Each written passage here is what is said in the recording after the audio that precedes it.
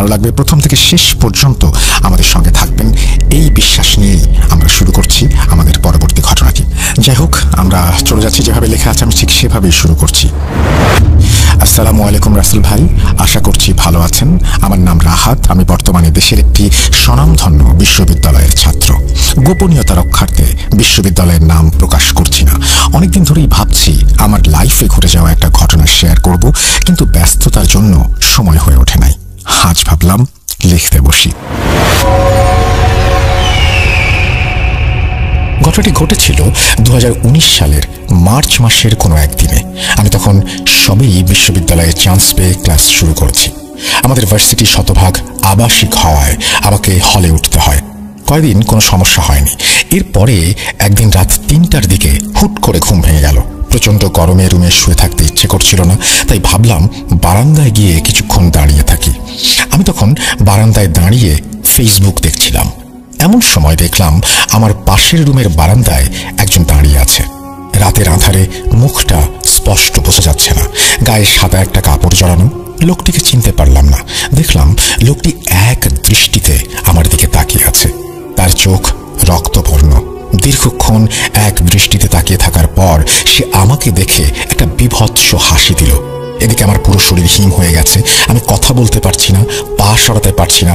এমন সময় দেখি লোকটা বারান্দা থেকে নিচে লাফ দিল। এটা দেখে আমি সেখানেই সেন্সলেস হয়ে যাই। পরের দিন আমার খুব দেরিতে ঘুম ভাঙে।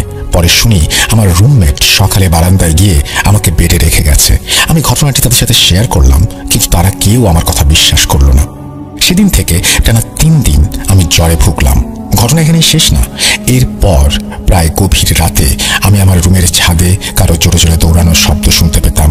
কোনো দিন অনুভব করতাম আমার বেডের পাশে কেউ দাঁড়িয়ে আছে, আমাকে বুঝি এক দৃষ্টিতে তাকিয়ে দেখছে। আমিও ব্যাপারগুলোকে সেভাবে পাত্তা দিলাম না। ভাবলাম হয়তো আমার মনের ভুল। এরপরেই ঘটে ভয়াবহ এক ঘটনা।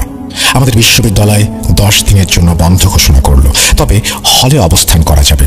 আমি ভাবলাম বাসায় দেরিতে যাব, এই জন্য হলেই থেকে গেলাম।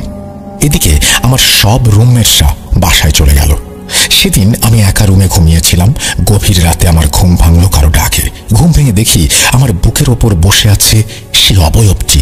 আমাকে দেখে আবারও সে এক বীভৎস হাসি দিয়ে আমার গলা চেপে ধরল। আমি নিঃশ্বাস নিতে পারছিলাম না, কথাও বের হচ্ছিল না মুখ দিয়ে। এমন সময় আমি আল্লাহর নাম নিয়ে আয়াতুল কুরসি পড়া শুরু করলাম। তখন দেখি অবয়বটি ধীরে ধীরে অদৃশ্য হয়ে যাচ্ছে এবং যাওয়ার সময় বলে গেল, আজকের মতো আমি নাকি বেঁচে গেলাম। সেদিন সারা রাত আমি জেগে কাটালাম। পরদিন খুব ভোরে বাসে করে আমি বাসায় চলে আসলাম। আমার মায়ের কাছে ঘটনা শেয়ার করার পর আমার মা আমাকে এক হুজুরের কাছে নিয়ে যান। হুজুর আমাকে দেখে বললেন, আমি যেই হলে থাকি সেই হলে অনেক আগে থেকেই একটি জিন থাকে। জিনটি ছিল খারাপ জিন, এজন্য সে আমাকে ভয় দেখানোর জন্য এমন করেছে। এরপর হুজুর আমাকে একটি তাবিজ আর পানি পড়া দিলেন। আল্লাহর রহমতে এরপর থেকে আমার সাথে আর এরকম কোনো ঘটনা ঘটেনি। তবে মাঝে মাঝে স্বপ্নে সেই স্মৃতিগুলো ভেসে ওঠে। এখনো যদি সেই রাতের কথা মনে পড়ে তাহলে গা ছমছম করে। এই ছিল আমার সাথে ঘটে যাওয়া ঘটনা। ঘটনাটি ভালো লাগলে শোনাবেন, খুশি হব।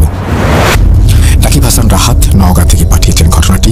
আশা করছি এই ঘটনাটি আপনাদের ভালো লেগেছে। এই ঘটনার মতো আরো অসংখ্য ঘটনা কিন্তু আছে এবং সিমিলার অনেক ঘটনা রয়েছে। এই ঘটনা যখন অনেকের সাথে ঘটে তাহলে এই ঘটনার সত্যতা নিয়ে সন্দেহ করার অবকাশ আমাদের কিন্তু একইভাবে কমতেও থাকে। আমার কাছে মনে হয় যে এই যে বুকের উপরে চেপে বসা বা এরকম রাতের বেলায় হঠাৎ করে কোনো একটা অবয়ব আক্রমণ করে যখন কোনো মানুষকে, সেগুলোকে অনেকে তো বোবা জিন বা বোবাই ধরাও বলে। আপনারা কি বলেন, বা আপনাদের কাছে এরকম কোনো ঘটনা থাকলে পাঠিয়ে দিন আমাদেরকে। আমরা আজকের মতো বিদায় নেব, ফিরে আসবো আগামী সপ্তাহে। সে পর্যন্ত সবাই ভালো থাকুন, সুস্থ থাকুন। মোস্ট ইম্পর্টেন্টলি ভূত.com এর সাথে থাকুন। আল্লাহ হাফেজ।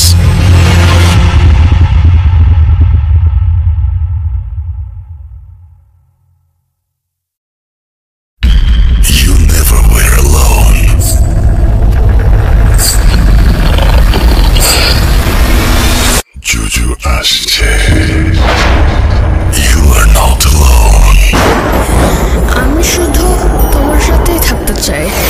Not alone. লুকোচুরি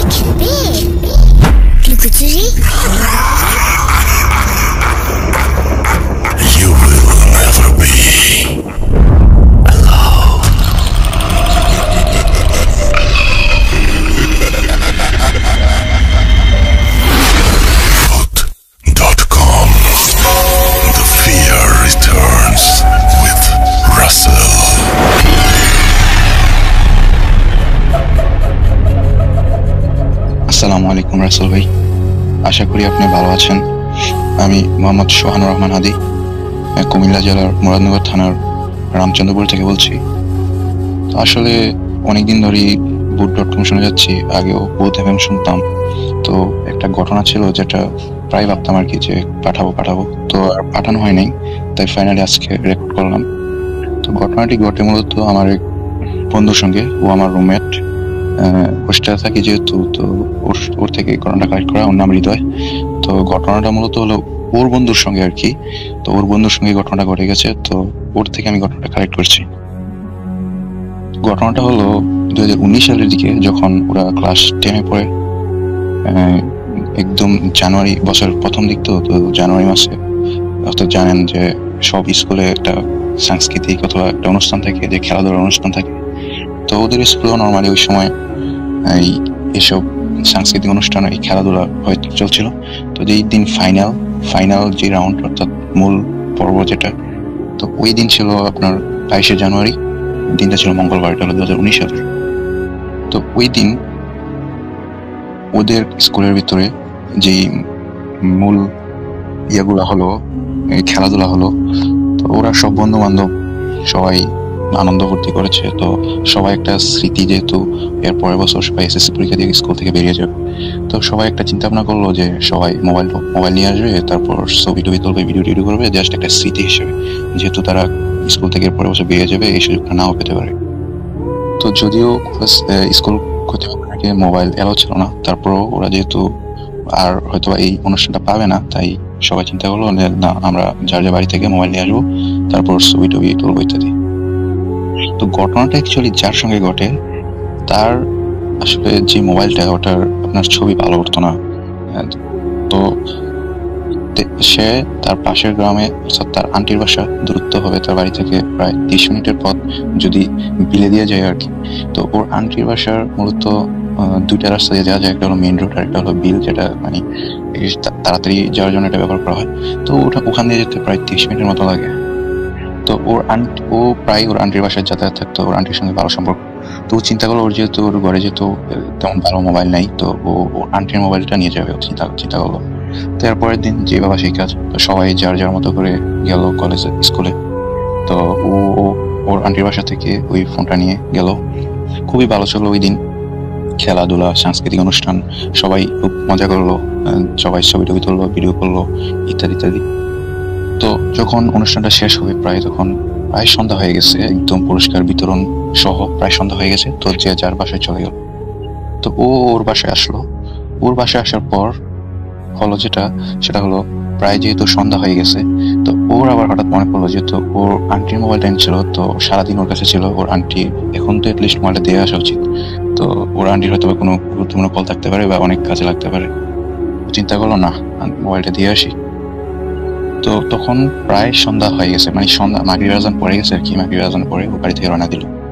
তো চিন্তা করলো, যেহেতু আন্টির বাসায় যাবো, তাড়াতাড়ি দিয়ে আসা উচিত, মাগরিবের আজান দিয়ে ফেলছে। তো আমি যে রাস্তাটা দিয়ে তাড়াতাড়ি যাওয়া যায়, অর্থাৎ বিলের রাস্তা, সেখান দিয়ে যাবো। তো যে বাবা সেই কাজ, সে মোবাইল নিয়ে রওনা দিল। এখানে বলে রাখা ভালো রাস্তা ভাই, যেই রাস্তাটা বিলের ভিতরে দিয়ে গেছে, ওই রাস্তাটা প্রথমে, অর্থাৎ ওদের বাড়ি থেকে যাওয়ার কিছুটা দূরে যাওয়ার পরে, যেখান থেকে এই বিল শুরু, এর আগে একটা ঝোপ আছে, ঝোপের মতো করে রাস্তার পাশে।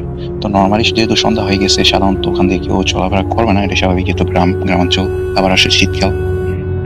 তো ও যখন ওই দিক দিয়ে চাইতেছিল, তখন হঠাৎ করে ওর মানে কেমন একটা অস্বস্তি বোধ হচ্ছিল। মানে ওর কাছে মনে হচ্ছিল হয়তো ওকে কেউ ফলো করছে, বা ওর মানে কিছু একটা ফিল হচ্ছিল, যেটা আসলে মানে কিছু একটা ফিল করছিল যে ওর সাথে হয়তো কেউ আসছে, বা ওর শরীরটা কিছু ভালো লাগছে। তো ওই ঝোপটার পরে একটা পুকুর ছিল। তো ওই পুকুর পার দিয়ে যখন ওর যাচ্ছিল, তখন ওর শরীরটা আরো ভালো লাগলো। ওর কাছে মনে হলো যে ওর দুই কাঁধে কেউ হয়তো হাত রাখছে, মানে দুই কাঁধে যদি হাত রাখি, যে একটা চাপ অথবা ভার অনুভব হয়ে ওর কাছে ঠিক এরকম একটা অনুভব হলো। তো ও বিষয়টা কিছুটা থমকে গেল, যে কি হলো, এখানে তো কেউ নিয়ে, আমার এরকম লাগতেছে কেন। তো কিছুটা ভয় পেয়ে গেছে যে এখানে আমি কোনো খারাপ কিছু পাবো না তো, বা কিছু আমার সঙ্গে হয়তো ঘটতে চলছে। তো ও করলো কি, না এসব ভাবলে চলবে না, আমি দিয়ে আসতে হবে। তো ও আরেকটু সামনে যেতে থেকে সামনে যাওয়ার পরে, যখন ও বিলের রাস্তায় ঢুকলো, ওই মাত্রই ওর আপনার ডান গালে কেউ একজন চড় দিল। ঠিক গেছে। কিন্তু মজার ব্যাপার হলো যে ওখানে কেউই ছিল না টোটালি, ইভেন সে চর খাওয়ার পরে এদিক সেদিক কেউ কি দেখলো না, কিন্তু ও কিন্তু একটা চর খেলে যে একটা অনুভূতি হয় এরকম কিন্তু ওর মনে হলো। তো ও বিষয়টা খুবই আতঙ্কের ভিতর হলো যে কি ব্যাপার, কে আমাকে মারলো, আমি কেউকে দেখতে পাচ্ছি না। স্টিল হেয়ার মানে গালের ভিতর যে চরটা মারছে ওর মানে অনুভূতি হচ্ছে আর কি যে গালে কেউ চর মারছে। যাই হোক সে খুবই ভয় পেয়ে গেল। তো যেহেতু সে বিলের মানে রাস্তায় ঢুকে পড়েছে, তো পরে রাখা ভালো, ওর বিলের রাস্তা যেহেতু ঢুকে পড়েছে, ওই রাস্তাটা হলো মোটামুটি রাস্তা প্রায় মাঝ জায়গা, ওর আর ওর আন্টির বাসার মাঝ জায়গা। তো যেহেতু ঢুকিয়ে পড়লো, আবার ওর সঙ্গে এরকম কাহিনী ঘটছে, তো ও চিন্তা করলো যে না, বাড়িতে ফিরে গেলে হবে না, আমার যেমনি হোক মনে দিয়ে আসতে হবে, আর যেহেতু আমি এসেই পরিচয় পর্যন্ত আমি দিয়ে আসতে হবে। তো আবার রওনা দিল। আবার কিছুক্ষণ হাঁটার পরে যখন ও প্রায় বিলের মাঝামাঝি জায়গায় চলে আসছে, তখন ওর ওপর গালে আরেকজন কেউ চড় দিল। ও স্টিল মানে অনুভব করতে পারছে যে ওকে কেউ একজন চড় দিছে এবং কি ও নড়ে চড়ে বসছে, কিন্তু আবার আগের মতো ও কেউকে দেখতে পাচ্ছে না বা কোনো কিছুই মানে কাউকেও দেখতে পাচ্ছে না, কিন্তু ও চড় খেল। তো ও খুব পছন্দ হয়ে খেয়ে গেল। আবার আস্তে আস্তে সন্ধ্যা প্রায় ঘনীভূত হয়ে যাচ্ছে, এরকম একটা অবস্থা। তারপর হলো কি, সে মানে চোখের পলকটা সে যখন চড় খাওয়ার পরে 2 পলক ফেললো, তারপর খুলে দেখলো যে ওর সামনে আর কোনো রাস্তা নাই। অন্য টোটালি একটা ডিফারেন্ট দুনিয়ায় চলে গেছে। হ্যাঁ টোটালি ভরকে গেল যে হাই হাই আমি কোন জায়গায় এসে পড়লাম। সে মানে যত সূরা পারে আয়াতুল কুরসি পারে ওইসব পড়তে লাগলো যে ওকে শয়তান হতো বা অন্য জগতে নিয়ে গেছে বা এরকম। প্রচন্ড ভয় পেতে লাগলো, একদম শীত, এমনি শীত। তো ও ঘামতে শুরু করলো শীতের ভিতরে, প্লাস অনেক কাঁপতেছে। ও আল্লাহর নাম বারবার পড়তেছে। তো ও মানে কি করবে এখন, যে মানে দেখতেছে যে অন্য একটা জায়গায় চলেছে, সামনে কোনো রাস্তা নাই, প্লাস জায়গাটা অচেনা লাগতেছে। ও করলো কি, তখন আবার চোখের পলক ফেলে আল্লাহ বলে জোরে একটা চিল্লান দিল, সূরা মুরার পরে আবার চোখ খুলে দেখে যে ও আবার আগের জায়গায় আসছে, অর্থাৎ বিলে আসছে। কিন্তু ও যে রাস্তাতে যাইতেছিল ওই রাস্তা নেই, ও বিলের ভিতরে আরেকটা অংশে ঢুকে পড়েছে। ও যাই হোক অনেক ভয় পেল, প্লাস অনেক মানে জোরে জোরে শ্বাস নিচ্ছে যে যাই হোক ওখান থেকে ফিরে আসছে। কিন্তু ও বিলের অনেক মাঝখানে হালকা হালকা আলোটা পড়তেছিল, যেহেতু একেবারে টোটালি সন্ধ্যা হয়ে জানি আর কি, যে আকাশের শেষ দিকে যে একটা পশ্চিম আকাশে একটা শেষ লাভা থাকে, ওই লাভায় ও কিছুটা খেয়াল করলো আর কি, যে কিছুটা বোঝা যাচ্ছে যে ও যে মানে রাস্তা থেকে অনেক দূরে এসে পড়েছে। তো ও এখন আল্লাহর নাম নিয়ে আবার সুরা কালাম করে আবার দৌড় শুরু করলো যে কোনো কিছু আর মানে এখানে আর থাকা যাবে না, আমাকে যেভাবে বোঝাতে হবে। তো যেই না দৌড় শুরু করলো, ওর উপর শুরু হলো নির্যাতন, অত্যাচার। ওকে কেউ একজন পিছন থেকে মারছে, কেউ একজন চুল ধরে টান দিচ্ছে, কেউ একজন থাপড়া দিচ্ছে, কেউ একজন ওকে মানে লাথি দিচ্ছে, এরকম আর কি। ওর উপর এরকম মার তো চলতেছি, ও কিন্তু তারপর থেমে নেই। ওর মানে দৌড়াচ্ছে, কিছু জায়গায় ও পরেও যাচ্ছে, তারপর মানে মারা বন্ধ হচ্ছে না, এবং কি প্রচন্ড জোরে জোরে মারছে। ওকে মনে হচ্ছে যে 4-5 জন মিলে যে কেউ যদি গণহারে পিটুনি দিয়েছে এরকম একটা অবস্থা হবে। ঠিক ওর সঙ্গে মানে এরকম ঘটছে, কিন্তু সেম আগের মতোই ও আশেপাশে কাউকে দেখতে পায় না। যাই হোক ও প্রচন্ড ভয় পায়, প্লাস মার খেয়ে মানে শরীরের অবস্থা প্রায় মোটামুটি অনেকটা নাজেহাল অবস্থা হয়ে যায়।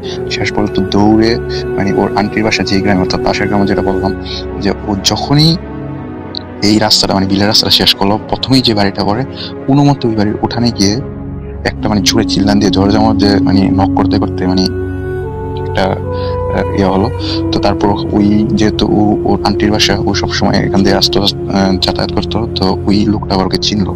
চিল্লাকে বলতেছে কি অবস্থা, যে তোমাকে এমন লাগতেছে কেন, তোমার এরকম নাজেহাল অবস্থা কেন, তোমার চুলগুলো এলোমেলো, কোথা থেকে এভাবে দৌড়ে আসছে এরকম সন্ধ্যার পরে, তারপর তোমার শরীরের অবস্থা এরকম কেন। এরকম অবস্থা দেখে উনিও কিছুটা ভয় পেয়ে যায় যে ওকে কি কেউ কিছু করলো কিনা বা কোনো বিপদ হলো কিনা।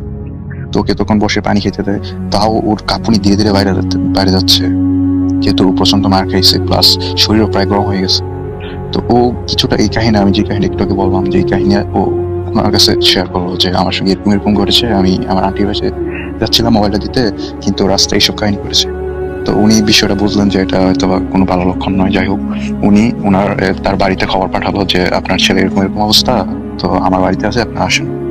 তো এট দ্য মিন টাইম যেটা হলো যে ওর শরীর প্রচন্ড কিছু নিতে থাকে, প্লাস প্রচন্ড কাঁপতে থাকে, এক পর্যায়ে মানে হঠাৎ করেই সেন্সলেস হয়ে যায়। যাই হোক ওকে তখন ওর বাড়ির লোক আসলে কিছুক্ষণ পরে, বাড়ির লোক এসে ওকে গ্রামে হসপিটাল আছে, হসপিটাল নিয়ে গেল। তো হসপিটাল নিয়ে গিয়ে জাস্ট একটু যে ট্রিটমেন্ট দরকার, প্রাথমিক ট্রিটমেন্ট ওকে দিল, ডাক্তার ওষুধপত্র কিছু দিল। ইভেন তখন ওর সেন্স মানে আসে নাই আর কি। যে ওর যাই হোক ডাক্তার দেখে বললো যে অনেক মেয়ের খেয়েছে, কিন্তু মজার ব্যাপার হলো বা সবচেয়ে অদ্ভুত ব্যাপার হলো যে ও এত যে মার খেয়েছে, ওর শরীর প্রচন্ড তাপ, ও কিন্তু একদম সুস্থ ছিল, ওর শরীর প্রচন্ড তাপ, কিন্তু মারার একটা স্পট ওর শরীরে নেই, কিন্তু ও কিন্তু বলছিল যে ওর প্রচন্ড ব্যথা। যাই হোক এরপরে ওকে নিয়ে ওর পরিবার, মানে এখানে আরেকটা ব্যাপার হলো যে ওর নাকি আগে জিন দ্বারা পজেস ছিল আর কি। তো ওর পরিবার ওকে নিয়ে মানে একটা হুজুর থেকে ওরা যে ট্রিটমেন্ট নিত পাশের গ্রামেরই, তো ওর পরিবার ওকে নিয়ে পাশের গ্রামে যায়। ওর পাশের গ্রামে যাওয়ার পর ওখানে হুজুরের সঙ্গে কথা বলে হুজুর থেকে ট্রিটমেন্ট নিয়ে ওর বাসায় চলে আসে। যাই হোক, তো আমি যাতে কাহিনীটা মানে কালেক্ট করলাম হৃদয়, তো ওরা কাহিনীটা শুনলো রাত্রেবেলা যে ওদের বন্ধু সঙ্গে এরকম কাহিনী করছে। তো ওরা এর পরের দিন ওকে দেখতে বাসায় গেল। বাসায় দেখতে গিয়ে ওরা দেখলো যে মানে ওর সেন্স তখন ফিরছে রাত্রেবেলা। তো ওর অবস্থা খুবই খারাপ, একদম শরীর একদম প্রায় কি বলে যে কোনো ব্যথায় মানে ও আর কিছু করতে পারতেছে না আর কি, কোনো মতে জাস্ট শুয়ে আছে একদম, আর প্রচন্ড জ্বর উঠে রয়েছে শরীরে।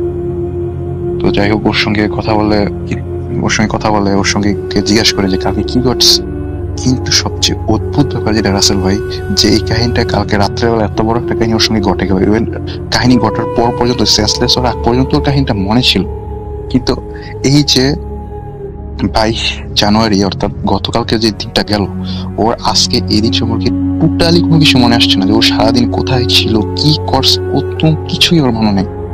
তো ওরা যখন আমার এই বন্ধুরা যখন গিয়ে দেখলো যে ওর অবস্থা, তো ওর মা আবার আমার বন্ধু হৃদয়কে ডাক দিয়ে বললো যে হৃদয় তোমাদের মোবাইলের ছবি আছে না, যে ওর সঙ্গে ছবি তুলছো, ওকে দেখাও তো, যে এইসব দেখে মনে করতে পারি কিনা যে গতকালকে।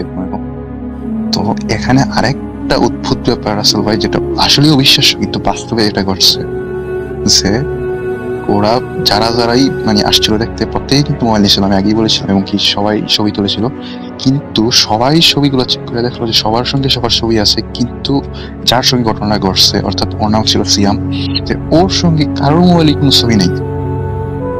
ইভেন ওর যে আন্টির মোবাইলটাও নিয়ে গেছিল, আন্টির মোবাইলও চেক করে দেখা গেছে যে ওই দিনে ওর ফোন মানে ওই ফোন দিয়ে কোনো ছবি তোলা হয়নি। তো এটা কিভাবে সম্ভব আসলে?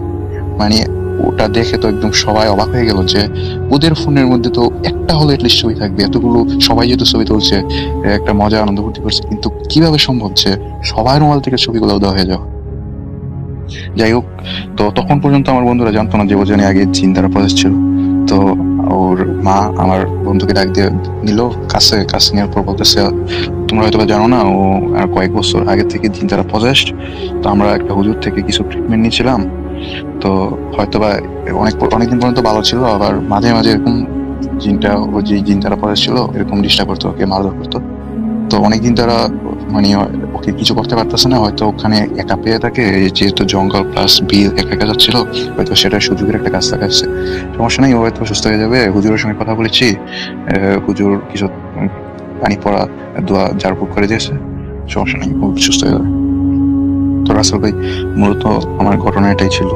তো সবচেয়ে অবাককর ব্যাপার হলো যে কিভাবে মানে পুরোটা গল্প শুনে আমি অনেক অ্যামাস্ট হয়েছি, যেটা হলো যে ওর ওই দিনটা যদি মনে না থাকে এটা মানলাম, কিন্তু কি করে সবার মোবাইল থেকে ওর মানে একটা পিকও ওর নাই, কিন্তু ওরা শিওর যে ওরা একটা না একটা হলো পিক তুলছে, কেউ না কেউ মোবাইল তো থাকা উচিত, কিন্তু কেউ মোবাইলে কোনো পিক নেই। আর ওর সঙ্গে যে কাহিনীটা ঘটে গেল, এই কাহিনীটা তো হলোই। যাই হোক রাসেল ভাই, কাহিনীটা যদি ভালো লাগে থাকে তাহলে অবশ্যই পরে শোনাবেন। জানি না কতটুকু আপনার কাছে বিশ্বাসযোগ্য লাগতে পারে, কিন্তু আমি সত্যি ঘটনাটাই আমি তুলে ধরার চেষ্টা করলাম। বিশ্বাস করা না করা এটা একান্তই আপনাদের ব্যাপার। রাসেল ভাই boot.com এর পাশে আছি, থাকবো ইনশাআল্লাহ। আগেও বুথ আমি শুনে আসছি, রেকর্ডেড এপিসোড এখনো মাঝে মাঝে কিছু শুনি আমি এবং আমার বন্ধুরা শুনি। আমার বন্ধু হৃদয়ের কাছে আরো অনেক কাহিনী আছে, ইভেন আমিও চেষ্টা চালাচ্ছি যে আমার আরো কোনো কাহিনী কালেক্ট করতে পারি কিনা, যদি পারি আমি অবশ্যই আবার পাঠাবো আপনাকে। ধন্যবাদ সবাইকে পড়াশোনার জন্য, ভালো থাকবেন, আসসালামু আলাইকুম।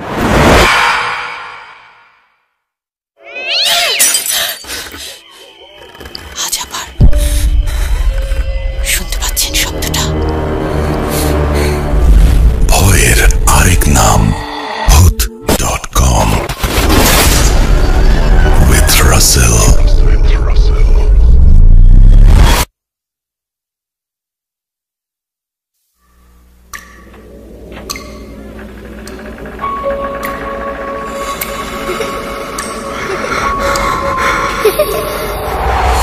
লুকোচুরি খেলবে?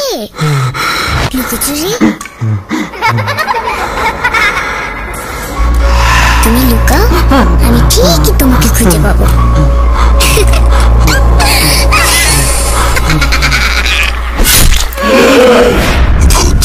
Bhoot.com with Russell.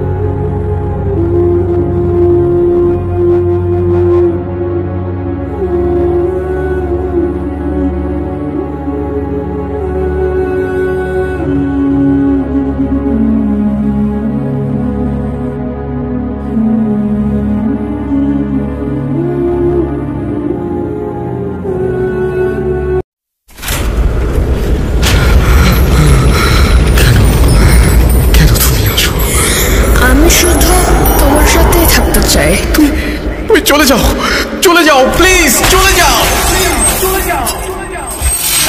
Bhoot.com with Russell.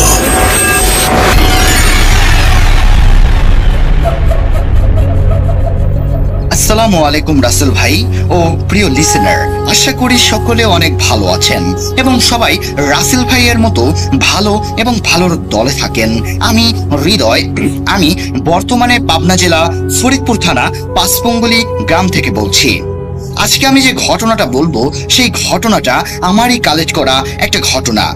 আশা করি ঘটনাটি লিসেনার এবং রাসেল ভাইয়ের শুনতে অনেক ভালো লাগবে। সো আমি বেশি কথা বলবো না, আমি ঘটনায় চলে যেতে চাই। সো আপনাকে ধন্যবাদ এপিসোড 125-এ আমার ঘটনাটা শেয়ার করার জন্য। সো এর জন্যই আমি ঘটনাটা পাঠালাম। আশা করি এই ঘটনাটাও সিলেক্ট হবে। ঘটনাটি আমি কালেক্ট করেছি আমার আন্টির কাছ থেকে। আমার আন্টির নাম প্রিয়া, ছদ্মনাম। সো আমি তার ভাষাতেই বলার চেষ্টা করছি তার ঘটনাটা ঘটে আজ থেকে প্রায় 10 বছর আগের ঘটনা। সো আমি তার ভাষাতেই বলার চেষ্টা করছি। সালটা আমার ঠিক মনে নাই। আমরা আমার বন্ধু বান্ধবীদের সাথে অনেক আড্ডা দিতাম, অনেক মজা করতাম আমরা, কতই না ভালো লাগতো তখন। সো আমার বান্ধবী ছিল, আমার বান্ধবীর নাম শম্পা। সো আমরা দুইজন মিলে অনেক মজা করতাম, অনেক আড্ডা দিতাম। এবং আমার ভাগনা ছিল, মানে আমার ভাগ্নি ছিল, নাম হচ্ছে আলামিন। আমরা এই কয়েকজন, আমরা এই 3 জন এত ক্লোজ ফ্রেন্ড ছিলাম যে আগের থেকেই আমরা অনেক মেলামেশা করতাম। সো একদিন যেটা হয় সেটা হচ্ছে যে আমি আর শম্পা চিন্তা ভাবনা করি যে দোকান থেকে একটা সিগারেট কিনে নিয়ে এসে খাবো। সো যে কথা সেই কাজ, দোকানে যাওয়ার পরে একটা সিগারেট কিনি আমার চাচারই দোকান থেকে। সো সিগারেটটা কেনার পরে যেটা হয় সেটা হচ্ছে আমার বাবা দেখে ফেলে। সো দেখে ফেলার পরে আমরা দৌড় লাগাই এবং দৌড় দিতে দিতে হঠাৎ করেই হুচুট খেয়ে পড়ে যাই এবং হুচুট খেয়ে পড়ে যাওয়ার পরে আমার বাবার কাছে চলে যাই এবং আমার বাবা আমাকে প্রচুর পরিমাণে গালি দিতে থাকে, বলে তুই এখানে এসব করছিস কেন? এত ছোট বয়সে যদি এই কাজ করিস তাহলে তো বড় হয়ে তোর অসুবিধা হয়ে যাবে, তুই তো মারা যেতে পারিস, কারণ তুই তো জানিস ধূমপান স্বাস্থ্যের পক্ষে ক্ষতিকর, এতে ক্যান্সার হয়। সো কেন করেছিস সেটা বল। তারপরে আমি বললাম, হ্যাঁ বাবা আমার ভুল হয়ে গেছে, আমাকে ক্ষমা করে দেন, আমি আর জীবনে এটা করব না। তারপরে বলে নেক্সট টাইম যদি তুই এটা করিস তাহলে আমি তোকে একদম মেরে ফেলবো। বলে আচ্ছা সমস্যা নাই, আমি আর খাবো না। সো এরকম করে আমার ভিতরে জিদ লুকিয়ে থাকে, তেমন নেশা একদম শটফট করতে থাকি আমি। এখন আমি কি করব কিছুই বুঝতে পারছি না। সো তারপরে আমি কি করলাম, আমার সেই বান্ধবীকে ডাক দিলাম, নাম হচ্ছে শম্পা। শম্পা, এই শম্পা আয়, দোকানে যাব। রাত তখন বাজে 10টা। দোকানে যাই এবং দোকানে যাওয়ার পরে খালেক কাকার কাছে জিজ্ঞেস করি, আচ্ছা আপনার দোকানে কি সিগারেট আছে? খালেক চাচা বলে, হ্যাঁ সিগারেট আছে। তারপরে খালেক চাচা আমাকে সিগারেট দেন, বলে যে তোর বড় ভাইয়া হয়তো খাবে, এর জন্য দিয়ে দেন। কিন্তু খালেক চাচা জানতো না যে সেই সিগারেটগুলো আমি খাবো। সো নিয়ে আসি বাসাতে, নিয়ে আসার পরে আমি খেয়ে ফেলি। খেয়ে ফেলার পরে সেই বাসনা, যে গন্ধটা আমার বাবার নাকে গিয়ে পৌঁছায়। তারপরে আমার বাবা আমাকে প্রচুর পরিমাণে ধমকাতে থাকে। তারপরে আমি চিন্তা ভাবনা করি যে আমি আর বাসায় থাকবো না, আমি চলে যাব, আমি নিরাপদে একটা স্থানে চলে যাব, আমার আপুর বাসাতে চলে যাব। যে কথা সেই কাজ, আমি আমার শম্পা বান্ধবীকে ডাকি এবং ডাকার পরে তাকে বললাম চল যাই। বলে কোথায়? বললাম আমার বড় আপুর বাসাতে যাই, চল। বলে আচ্ছা বড় আপুর বাসাতে তো যাব, কিন্তু আমার তো ব্যাগপত্রগুলো গুছাতে হবে তাই না? বলে হ্যাঁ ব্যাগপত্র গুছায় নাও। তারপরে ব্যাগপত্র শম্পা আর আমি গুছিয়ে ফেলি। গুছিয়ে ফেলার পরে যেটা হয় সেটা হচ্ছে যে আমার বাসার বিবরণটা দেই। আমার বাসাটা অনেক বড়, গ্রাম অঞ্চলে থাকি আমরা। সো আমার বাসার সাইডে, পশ্চিম সাইডে কবরস্থান রয়েছে এবং কবরস্থানের কাছ দিয়ে যদি আমি যাই তাহলে আমার বাবা দেখতে পারবে না। আর রাস্তা দিয়ে যদি আমি যাই, দোকানপাটের কাছ দিয়ে যদি আমি যাই, তাহলে আমার বাবা দেখে ফেলতে পারে। কারণ আমার বাবা যদি নাও দেখে তাহলে যে দোকানদার রয়েছে সেই দোকানদারগুলো তো দেখতে পারে। সো আমরা সেখান দিয়ে যাই না, আমরা ভাবলাম যে কবরস্থানের কাছ দিয়ে যাব। যে কথা সেই কাজ, কবরস্থানের কাছ দিয়ে আমরা যাচ্ছিলাম। কবরস্থানটা আনুমানিক অনেক বড়। সো আমরা কবরস্থানের ভিতরে চলে যাই, কারণ সেই রাস্তাটা কবরস্থানের ভিতর দিয়ে গিয়ে মেইন রোডের উপরে উঠবে। আগেই বলে রাখছি রাসেল ভাই যে আমার বাসা থেকে আমার আপুর বাসা যেতে প্রায় 10 কিলোমিটারের রাস্তা। রাত তখন বাজে 1টা। সো কি করব কিছুই বুঝতে পারছি না। আমার আপুর বাসাতে তো আমাকে যেতেই হবে, কারণ আমি যদি বাসায় আবার যাই তাহলে আমার বাবার বকুনি খেতে হবে। সো আমি সেই কবরস্থানের ভিতর দিয়ে যাচ্ছি। কবরস্থানের ভিতর দিয়ে যেতে যেতে যেতে যেতে হঠাৎ করে আমার পায়ে হুচুট খেয়ে পড়ে যাই এবং পড়ে যাওয়ার পরে আমি প্রচন্ড পরিমাণে ব্যথা পাই এবং ব্যথা পাওয়ার পরে আমি এগিয়ে যাচ্ছিলাম। মনের ভিতরে জেদ আরো মানে চড়ে বসলো। তারপরে আমি আরো জোরে জোরে যাচ্ছিলাম। আমি ভাবছিলাম যে আমি এখান থেকে যদি পার হয়ে যাই তাহলে আমি আবার উঠে যেতে পারি মেইন রাস্তায়, আর মেইন রাস্তায় যদি আমি যাই তাহলে অনেক ভালো হবে, কারণ ওখান থেকে আমি হেঁটেই আমার আপুর বাসাতে চলে যাব। শম্পাকে আমি বলি যে তুই কি কোনো ভয় পাচ্ছিস? শম্পা বলে না, আমি কোনো ভয় পাচ্ছি না। তারপরে আমি সেই কবরস্থানের কাছ দিয়ে যেতে থাকি। কবরস্থানের কাছ দিয়ে প্রায় আমি 30 মিনিট আধা ঘন্টা হাঁটতে থাকি। কিন্তু আশ্চর্যের বিষয় হলো সত্য রাসেল ভাই, আমি একটুকু সামনে এগোতে পারছি না। মনে হচ্ছে যে আমি এই গোলক ধাঁধার ভিতরে আটকে গেছি। যেখান দিয়ে যাচ্ছি মনে হচ্ছে এক জায়গায় এসে পড়ছি, কিছুই বোঝা যাচ্ছে না। চারিদিকে বাঁশ ঝাড় রয়েছে, একটা বড় বুড়ো বট গাছ রয়েছে। আমি মনে মনে ভাবলাম যে এই বট গাছের নিচে গিয়ে একটু বসে পড়ি, কারণ আমার গা হাত পা দিয়ে একদম ঘেমে ভিজে গেছে। তারপরে আমি বট গাছের কাছে যাই। বট গাছের কাছে যাওয়ার পরে আমার মনে হচ্ছিল যে পিছন থেকে অনেক জোরে জোরে আওয়াজ আসছে, কিন্তু এই আওয়াজগুলো কিসের আমি আওয়াজগুলো আনুমানিক করতে পারছিলাম না। আমি পিছনের দিকে তাকাই, তাকানোর পরে আমি যেটা দেখতে পাই সেটা দেখার জন্য আমি একদমই প্রস্তুত ছিলাম না। দেখতে পাই যে আমার পিছনে একটা সাদা অবয়ব দাঁড়িয়ে রয়েছে এবং অবয়বটাকে দেখে আমি ভাবলাম যে হয়তো কেউ একজন রয়েছে, কারণ আমি আগের যুগের সাহসী একজন নারী ছিলাম। সো তারপরে আমি সেখান দিয়ে যাচ্ছিলাম। যাওয়ার পরে সেই চাচাকে জিজ্ঞেস করি, চাচা আপনি এখানে এত রাতে কি করেন? রাত তো 10টা বাজে। বলে আমি এখানে আগে থেকেই থাকি, সারা জীবন হয়ে গেল এখানে থাকতে থাকতে। বলে আমি বললাম সারা জীবন হয়ে গেল মানে আপনি কি বলছেন? বলে হ্যাঁ আমি ঠিক বলছি। তুমি একটা কাজ করো, তুমি যদি বাঁচতে চাও তাহলে তুমি এখান থেকে চলে যাও। বললাম কেন? আমি এখান থেকে চলে যাব কেন? হ্যাঁ আমি আমার আপুর বাসাতে যাব, প্লিজ আমাকে একটু রাস্তা দেখাতে পারবেন যেখান থেকে মেইন রোডে কিভাবে যাব? সেই লোকটা বলে না, তুমি এখানে এসে তো পড়েছ, কিন্তু এখান থেকে আর তুমি যেতে পারবে না। বললাম কেন? আমি এখান থেকে যেতে পারবো না কেন? তারপরে সেই লোকটা বলে যে তুমি একটা গোলক ধাঁধার ভিতরে ঢুকে পড়েছ, তুমি আর এখান থেকে বেরোতে পারবে না। তুমি যতই চেষ্টা করো না কেন, তুমি যতই দৌড়ি পারো না কেন, তুমি ঘুরে ঘুরে এই একই জায়গায় এসে পড়বে। কখনো তুমি মেন রাস্তার উপরে যেতেই পারবে না। তারপরে আমি বললাম, মেন রাস্তার উপরে যেতে পারবো না মানে? আপনি একটা কথা বললেন, এই দেখুন আমি এখনই মেন রাস্তার উপরে যাব। শম্পাকে বললাম, চল আমার সাথে চল। তারপরে আমি তার সাথে যেতে যেতে যেতে যেতে হঠাৎ করেই আমার সাথে যেটা হয় সেটা হচ্ছে যে আমি হুসুটকে কবরের ভিতরে পড়ে যাই, এবং কবরের ভিতরে পড়ে যাওয়ার পরে আমি যেটা ফিল করতে থাকি সেটা ফিল করার জন্য আমি একদমই প্রস্তুত ছিলাম না। মনে হচ্ছিল যে আমার একদম পুরো শরীর একদম ঘেমে ভিজে গেছে।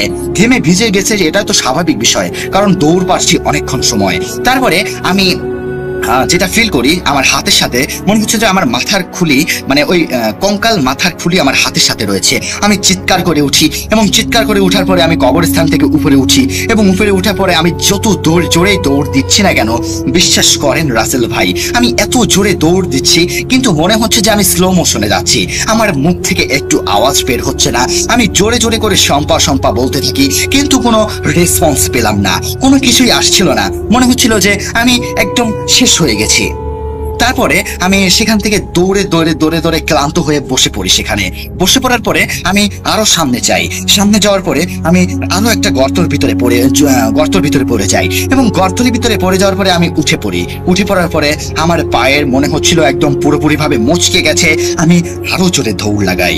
আমি দৌড় লাগাতে হঠাৎ করে আমি মেন রাস্তার উপরে উঠে পড়ি। মেইন রাস্তার উপরে উঠার পরে আমি যেটা দেখতে পাই সেটার জন্য আমি একদমই প্রস্তুত ছিলাম না। আমি দেখতে পাই যে আমি সবেমাত্র সেই কবরস্থানের ভিতরে প্রবেশ করেছি। কিভাবে সম্ভব? কবরস্থানের ভিতরে আমি সবেমাত্র প্রবেশ করেছি। আমি আমার ফোনের দিকে তাকাই, এবং তাকানোর পরে আমি যেটা দেখতে পাই সেটা হচ্ছে যে ঘড়ির কাঁটা একদম স্টপ হয়ে গেছে।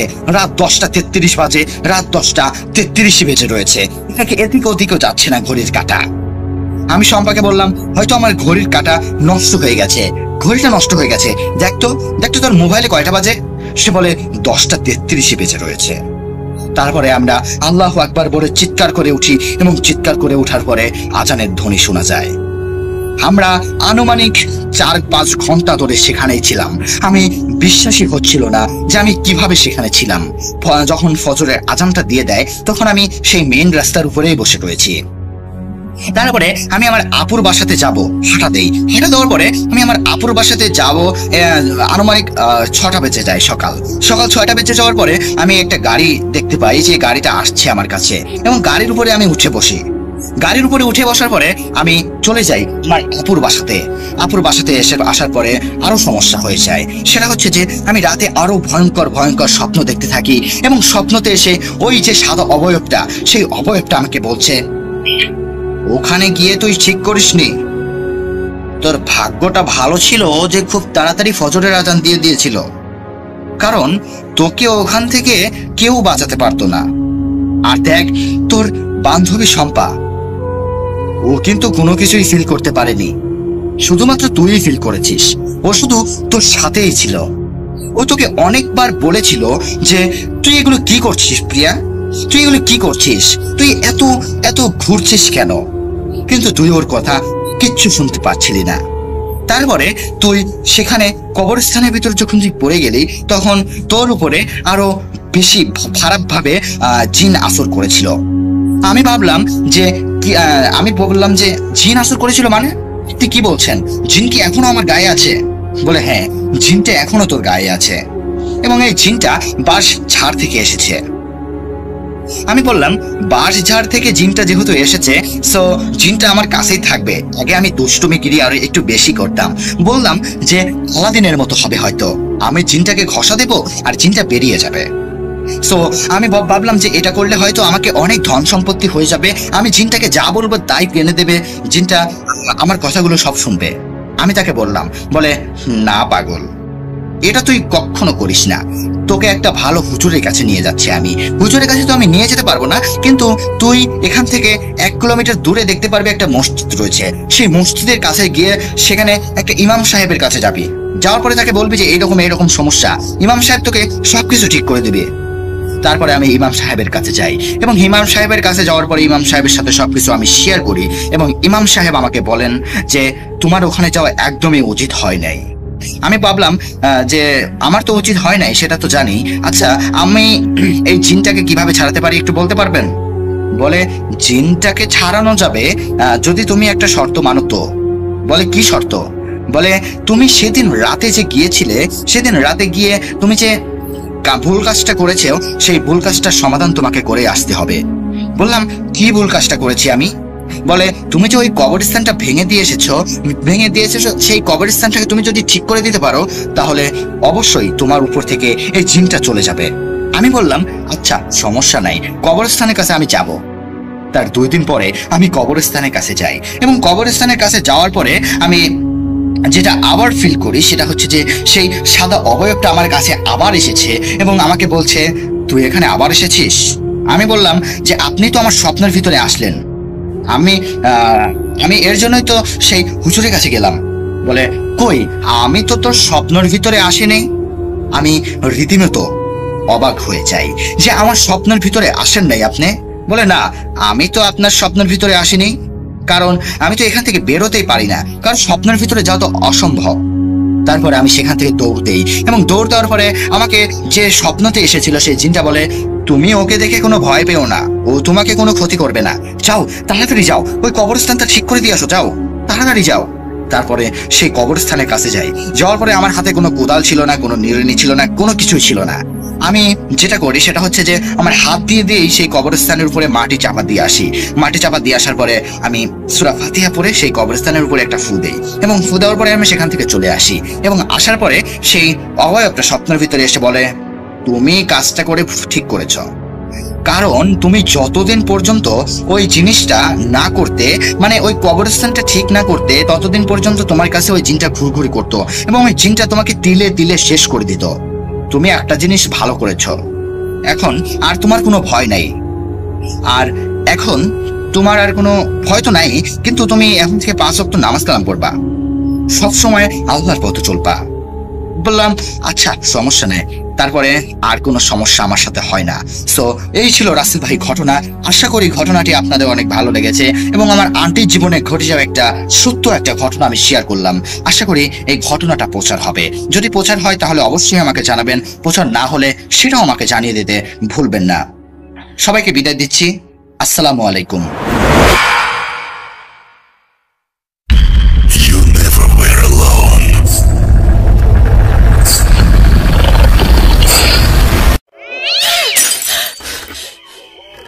আজ আবার শুনতে পাচ্ছেন শব্দটা? ভয়ের আরেক নাম ভূত.com with Russell.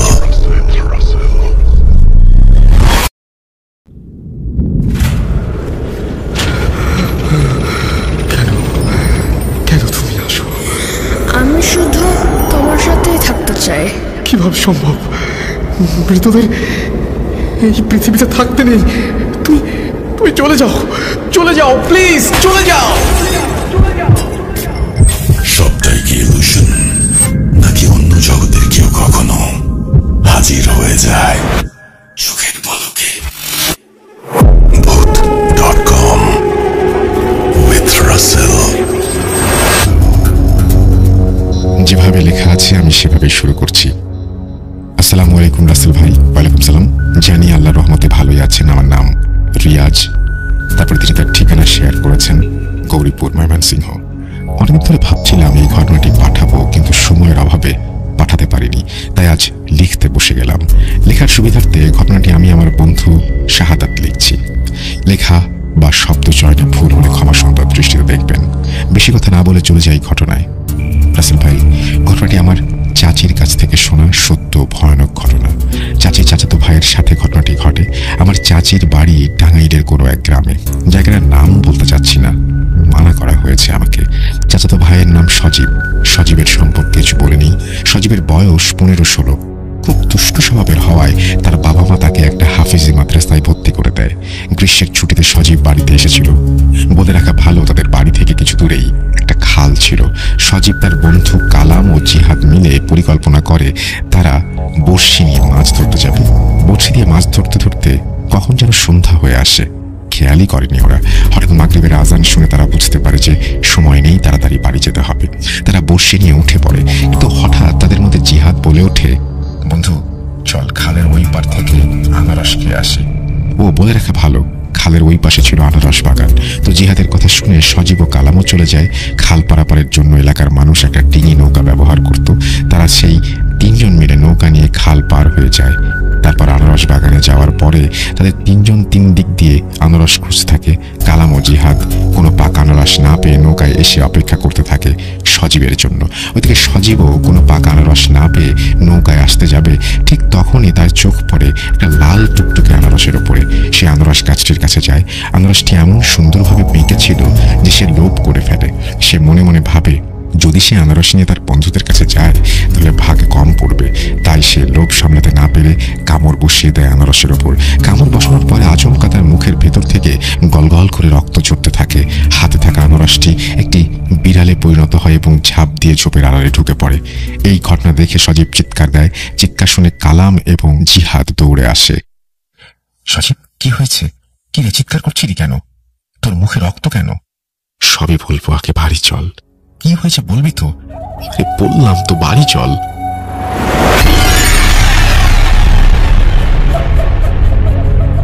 সজীবের কথা শুনে তারা নৌকার দিকে দৌড় দেয়। নৌকায় উঠে কালাম নৌকার বৈঠা বাইতে থাকে। কিন্তু আশ্চর্যের বিষয় এই যে যতই জোরে বৈঠা বাওয়া হোক না কেন, নৌকায় 1 চুল পরিমাণও নড়ছিল। নৌকা না নড়ার কারণে জিহাদ বলে, কিভাবে বাইছিস? নৌকা 1 চুলও নড়ে না, দে আমাকে, দে। এই বলে বৈঠা নিয়ে বসলো জিহাদ। ঠিক একই ঘটনা জিহাদের সাথে ঘটে।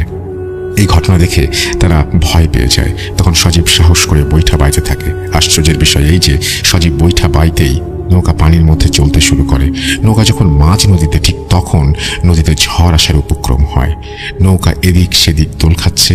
যখনই তারা নৌকার নিচে পানির দিকে তাকায় তারা 3 জনই ঘাবড়ে যায়।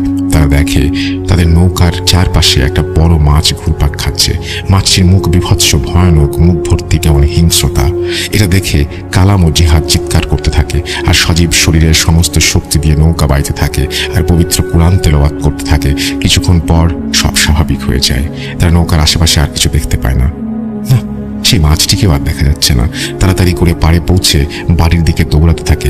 বাড়িতে আসার আগে তারা 3 জন কথোপকথন করে, যদি তারা বাড়িতে গিয়ে সবাইকে ঘটনা বলে তাহলে বকা খেতে হতে পারে। তাই তারা পরিকল্পনা করে কাউকে কিছু বলবে না। ওই দিন রাতে যে যার মতন বাড়ি চলে যায়। সজীবও বাড়িতে এসে ঘুমিয়ে পড়ে। সজীবের বাবা ছিলেন একটা প্রতিষ্ঠানের দারোয়ান। অফিস থেকে ফিরতে 9টা-10টা বেজে যায়। ছেলে বহুদিন পর বাড়িতে এসেছে। ছেলেকে দেখতে ছেলের রুমে যায়। গিয়ে দেখে তার ছেলে ঘুমিয়ে আছে আর ছেলের পাশে একটি সাপ পেঁচিয়ে ফনা তুলে আছে।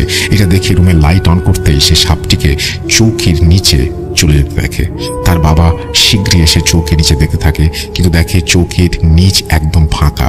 তখন সজীবের বাবা সজীবের মাকে সব ঘটনা খুলে বলে। সজীবের মা উত্তরে বলে, আরে ধুর, এতবার সাইকেল চালিয়ে এসেছো তো, শরীর ক্লান্ত, তাই ভুলভাল দেখছো। সজীবের বাবাও চোখের ভুল ভেবে ঘুমিয়ে যায়। পরের দিন সকালে সজীবের বাবা ঘুম থেকে উঠে ছেলের রুমে এসে ছেলের মাথায় হাত বুলাতে থাকে। যখন ছেলের মাথায় হাত বুলায় তখন সে স্পর্শ করে দেখে তার শরীর আগুনের মতো গরম। সজীবের বাবা সজীবের মাকে ডাক দেয়, বলে সজীবের শরীরে প্রচন্ড জ্বর, একটু পানি আর শুকনো টাওয়েল নিয়ে আসো। মাথায় পানি দেয়। সজীব পানির স্পর্শ অনুভব করতেই তার ঘুম ভেঙে যায়। তার শরীরের জ্বর দেখে নিজেই ভয় পেয়ে যায়। তারপর সজীব কাল সন্ধ্যার ঘটনাটি ভয়ে ভয়ে তার বাবা মাকে বলে। বাবা মাও ঘটনা শুনে বুঝতে পারেন যে তাদের ছেলে কোনো কিছুর আসরে পড়েছে। সজীবের বাবা ঘটনা শুনে সজীবকে নিয়ে মসজিদের ইমাম সাহেবের কাছে যে ঝাড়ফুঁক করেন। ইমাম সাহেব সজীবকে দেখেই বুঝে পারে সজীবের কিছু একটা হয়েছে। সজীবের বাবা সজীবকে নিয়ে বাড়ি ফিরে আসে। কিছুক্ষণ পরে খবর পায় কালাম ও জিহাদও নাকি প্রচন্ড জ্বরে পড়েছে। তাদেরকেও নাকি ঝাড়ফুঁক করা হয়েছে। ওই দিন সজীবের বাবার আর অফিসে যাওয়া হয়নি। বাজার থেকে ওষুধ এনেছে জ্বর কামানোর জন্য। ওই দিন রাতে সজীব ঘুমিয়ে আছে। তাকে দেখতে তার বাবা আসে। আশ্চর্যের বিষয়, ঠিক গতবারের মতো একটা সাপ দেখে তার সন্তানের পাশে ফনা তুলে আছে। বিষয়টা স্পষ্ট দেখার জন্য লাইট অন করে। এবারও সাপটি চৌকির নিচে চলে যায়। যখনই চৌকির নিচে দেখতে যাবে তখনই দেখে সাপটি উধাও। এই ঘটনা ঘটার পরে সজীবের বাবা ওই দিন রাতে সজীবের সাথে ঘুমিয়ে পড়েন। পরের দিন সজীবকে নিয়ে একটা ভালো কবিরাজের কাছে যান। কবিরাজ বলে সে কোনো প্রকার ঝাড়ফুঁক করে না, সন্ধ্যার পরে আসতে। কবিরাজের কথা অনুযায়ী তারা সন্ধ্যা পর্যন্ত অপেক্ষা করে। কবিরাজ ঝাড়ফুঁকের জন্য প্রস্তুত। সজীব ও তার বাবাকে কবিরাজের সামনে এসে বসতে বলে। সজীবের বাবা খেয়াল করছে কবিরাজ ওপর দিকে তাকিয়ে ইশারা করে কার সাথে যেন কথা বলছে, ভাব বিনিময় করছে। কিছুক্ষণ পর কবিরাজ বলে ওঠে, সজীব যে গাছ থেকে আনারস পেরেছিল ওই গাছে জিনদের এক সর্দার ধ্যানে বসেছিল। সজীব ওই আনারস পেরে জিনের ধ্যান ভঙ্গ করেছে, যার কারণে জিনটি রেগে যায়। জিনটি ভালো জিন হওয়ায় ওদের বেশি ক্ষতি করেনি। কবিরাজের কথা শুনে সজীবের বাবা বলে ওঠেন, এই সমস্যার সমাধান কি?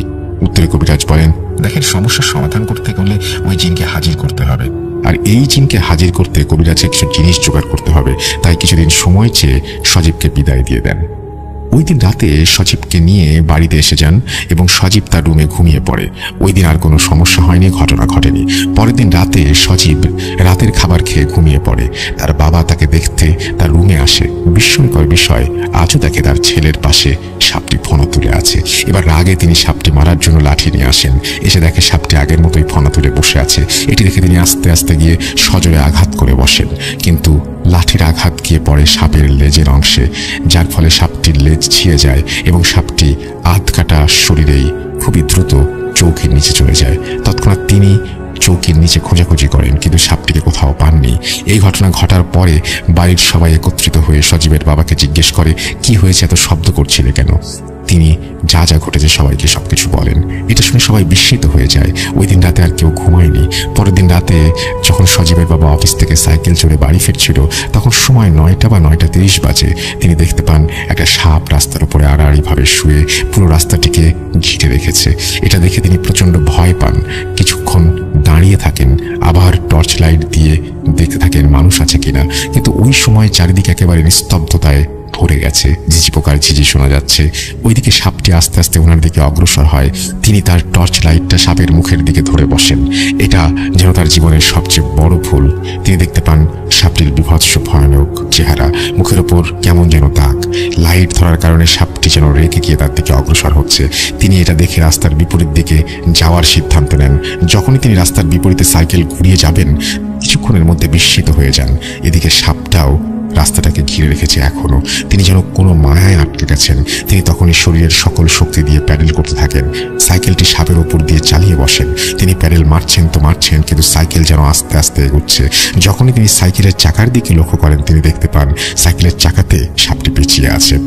এটা দেখে তিনি নিজেকে ধরে রাখতে পারেননি। তিনি ওখানেই জ্ঞান হারিয়ে ফেলেন। ওইদিকে এত রাত হতে চলেছে দেখে তিনি বাড়ি না ফেরার কারণে বাড়ির সবাই চিন্তিত।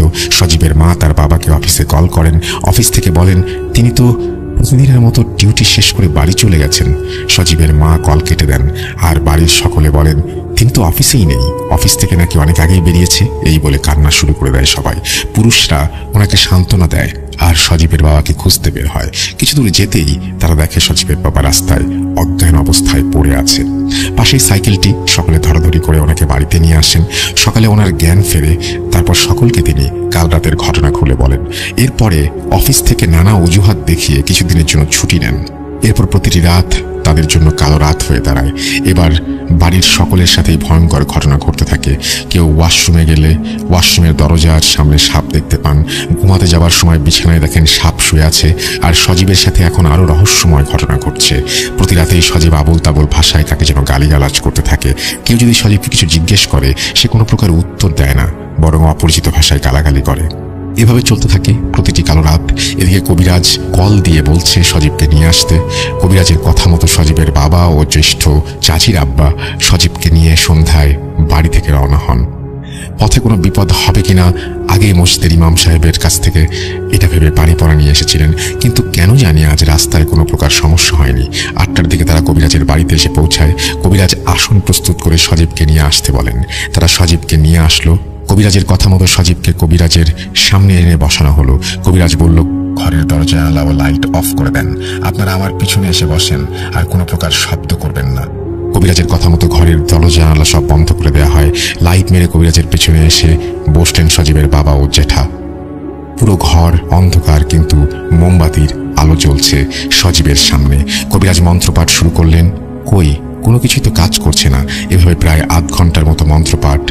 হঠাৎ আচমকা প্রকট শব্দ শোনা যাচ্ছে। মনে হচ্ছে বাইরে যেন ঘূর্ণিঝড় হওয়ার উপক্রম। কবিরাজ যেন আরো একটু জোরে জোরে মন্ত্রপাঠ করছেন। হঠাৎ মোমবাতি নিভে যায়। কবিরাজও মন্ত্রপাঠ থামিয়ে দেন। সজীব মাটিতে নেতিয়ে পড়ে। কবিরাজের পড়া বালি ছিটাতে সজীব উঠে বসে ঘুমাতে থাকে। কবিরাজ সজীবকে জিজ্ঞেস করেন, কে তুই? বুঝতে পারলাম যে হাজির হয়েছে কিছু একটা। সজীবের ভেতর থেকে কবিরাজের কথা মতো উত্তর দিয়ে উল্টো বলে, আমাকে কেন ডাকলি? কে তুই এটা আগে বল। আমি কে, বড় না ছোট, সব বুঝে গেছিস? এই বলে সজীবের ভেতরে থাকা জিনটি বলে ওঠে, আমি জিনদের সর্দার। বলেই ভয়ানক হাসিতে মেতে ওঠে। জিনের কথা শুনে কবিরাজ বলে, এই ছেলে না হয় ভুল বুঝে এই ভুল করেছিল, তুই কেন তাকে এই ভুলের শাস্তি দিচ্ছিস? শাস্তি? কই, আমি তাকে কোনো প্রকার শাস্তি দিতে চাইনি। তার বাবা আমার এক প্রজাকে লাঠি দিয়ে পিটিয়ে তার পা ভেঙে দিয়েছে, তাই তো তার ছেলে আজ এই অবস্থা। তোর প্রজা কেন প্রতি রাতে এই ছেলের বিছানায় এসে থাকে? আমি পাঠিয়েছিলাম ভয় দেখানোর জন্য, যেন আর কোনোদিন এমন ভুল না করে। আমি তো কোনো ক্ষতি করিনি তার ছেলের, কিন্তু সে আমার প্রজার ক্ষতি কেন করলো? একে আমি ছাড়ব না। বলে ভয়ানক হাসি দেয়। কবিরাজ জিনটাকে গরু, ছাগল ইত্যাদির লোভ দেখিয়ে সজীবকে ছেড়ে দিতে বলে, কিন্তু কিছুতেই সে ছাড়তে রাজি না। হঠাৎ আবারও ঘর প্রচন্ড জোরে কাঁপছে। এখনই যেন ঘরটা ভেঙে পড়বে। কি হচ্ছে কিছুই বুঝতে পারছে না সজীব। সজীবের বাবা, জ্যাঠা চিৎকার করতে শুরু করলো তারা। কিছুক্ষণ পর সব স্বাভাবিক হয়ে যায়। সজীব নেতিয়ে পড়ে মাটিতে। কবিরাজ দীর্ঘ নিঃশ্বাস ফেলে বলেন, এই জিনকে তাড়ানো আমার পক্ষে সম্ভব না। আমরা মন মরা হয়ে সজীবকে নিয়ে বাসায় ফিরে আসি। আসার পথেও কোনো প্রকার সমস্যা হয়নি। বাড়িতে সবাইকে যা যা ঘটেছে সবই বলি। শুনে সবাই কান্না করতে থাকে। এদিকে সজীবের জ্ঞান ফিরে আসে। সজীবের বাবার চাকরিটাও চলে যায় এতদিন না যাওয়ার কারণে। সবকিছু যেন অন্ধকার হয়ে যাচ্ছে সজীবের পরিবারের। এত সুন্দর ছেলেটা যেন শুকিয়ে কাঠ হয়ে গেছে। শরীরের সব কয়টা হাড়ি চামড়া ভেদ করে যেন বেরিয়ে আসবে। সজীবের দাদি সারাদিন সজীবের পাশে বসে কোরআন তেলাওয়াত করে, নামাজ পড়ে, আল্লাহর কাছে প্রার্থনা করে সজীবের জন্য। অনেক কবিরাজ দেখিয়েছেন, কোনো লাভ হয়নি। এভাবে একদিন রাতে সজীবের দাদি সজীবের পাশে কোরআন পড়তে পড়তে ঘুমিয়ে পড়েন।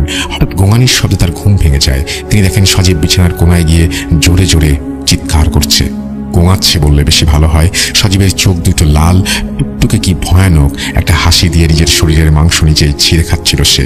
এটা দেখে সজীবের দাদি সজোরে চিৎকার দেয়। আর চিৎকার শুনে বাড়ির সবাই একত্রিত হয়ে সজীবের রুমে আসে। এসে দেখে সজীবের দাদি অজ্ঞান হয়ে বিছানায় পড়ে আছে, কিন্তু সজীব ঘরে নেই। সবাই লক্ষ্য করে ঘরের জানালা খোলা। এটা দেখে সজীবের বাবা ও চাচি বাইরে লাইট মারে এবং বেরিয়ে যায় সজীবকে খুঁজতে।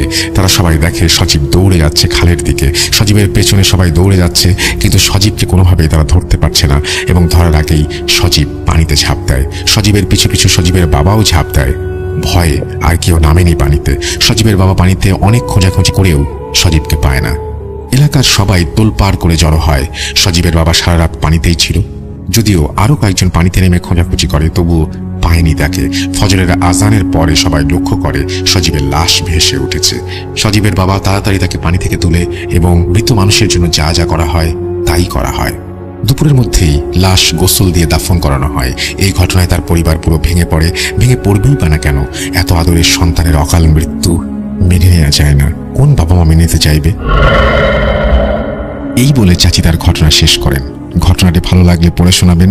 এই ঘটনা সিলেক্টেড হলে আমাদের কাছে আরো ঘটনা আছে, ইনশাআল্লাহ পাঠাবো। ভালো থাকবেন। এই বলে তিনি তার ঘটনা শেষ করেছেন। থ্যাংক ইউ ভেরি মাচ আপনার ঘটনা শেষ করার জন্য এবং আপনি ঘটনা পাঠিয়েছেন সেই জন্য আপনাকে আন্তরিকভাবে ধন্যবাদ জানাচ্ছি। আমি আশা করব যে যারা শুনছেন তারাও ঘটনা পাঠাবেন। আমাদের ইমেল অ্যাড্রেস russell.booth.com@gmail.com। আপনার নাম, ঠিকানা এবং ফোন নাম্বার সহ ঘটনা পাঠিয়ে দিন। আমরা চলে যাব আমাদের পরবর্তী ঘটনায়।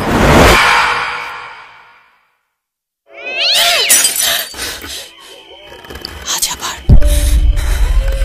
শুনতে পাচ্ছেন শব্দটা? ভয়ের আরেক নাম booth.com with Russell।